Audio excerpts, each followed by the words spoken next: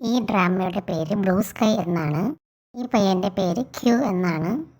ഇവൻ തൻ്റെ ഗേൾഫ്രണ്ട് പോവാതിരിക്കാൻ വേണ്ടി കൺവിൻസ് ചെയ്യാൻ ശ്രമിക്കുന്നുണ്ട്. പക്ഷേ അവനെ തട്ടി മാറ്റിയിട്ടിട്ട് അവൾ പോവാണ്. ഇതിൻ്റെ ഇടയിൽ അവൻ്റെ കൈ ഒന്ന് മുറിഞ്ഞ് ബ്ലഡ് വരുന്നുണ്ട്. ഇത് കണ്ടുകൊണ്ട് മേക്ക് വരുന്നുണ്ട്. മേക്ക് ഈ ഡ്രാമയുടെ സെക്കൻഡ് ലീഡാണ്.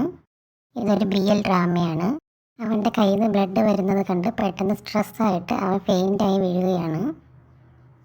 ഇവന് ജന്മനാ തന്നെ ഒരു ഹാർട്ട് കണ്ടീഷനുണ്ട്. അതുകൊണ്ട് ഒരുപാട് സ്ട്രെസ് ആവാനോ പെട്ടെന്ന് ആക്ടിവിറ്റീസൊക്കെ ചെയ്യാനോ എക്സസൈസ് ചെയ്യാനോ പാടില്ല. ക്യൂവിന് ഇതിനെ പറ്റിയൊന്നും അറിയില്ല.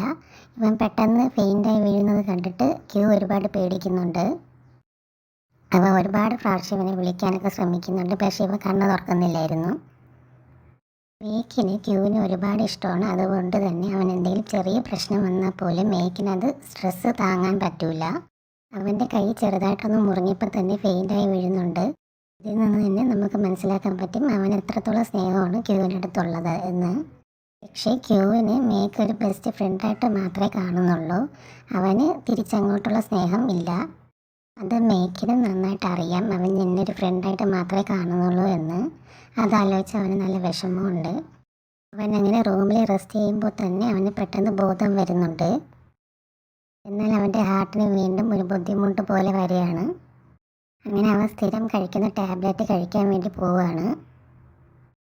ആ ടാബ്ലറ്റ് കഴിക്കുന്നതിൻ്റെ ഇടയിൽ ക്യൂ കയറി വരുന്നുണ്ട്. അവൻ കാണാതിരിക്കാൻ വേണ്ടി ടാബ്ലറ്റ് മറിച്ച് പിടിക്കുകയും ചെയ്യുന്നുണ്ട് മേക്ക്. എന്നിട്ട് ക്യൂ ചോദിക്കുന്നുണ്ട്, നിനക്ക് എന്തെങ്കിലും ഹെൽത്ത് പ്രോബ്ലം ഉണ്ട്? ഇടയ്ക്കിടയ്ക്ക് ഇങ്ങനെ നീ ബോധം കെട്ട് വീഴുന്നുണ്ട്. അതുപോലെ നീ നല്ല പെയിലാണ്. നിനക്ക് എന്ത് പറ്റിയെന്നൊക്കെ ചോദിക്കുന്നുണ്ട്. അപ്പോൾ അവൻ പറയണേ, എനിക്ക് കുഴപ്പമൊന്നുമില്ല, ഞാൻ നിന്നെ വെറുതെ പറ്റിച്ചതാണ്. എന്നെ കുറച്ച് ആലോചിച്ച് നീ സങ്കടപ്പെടുന്നുണ്ടോ എന്നറിയാൻ വേണ്ടിയിട്ട് ഞാൻ നിന്നെ പറ്റിച്ചതാണെന്നൊക്കെ പറയാണ്. ഇവൻ പറയുന്നത് കേട്ട് ക്യൂവും വിശ്വസിക്കുന്നുണ്ട്. സെക്കൻഡ് പാർട്ട് ഉടനെ വരുന്നതാണ്. Thank you.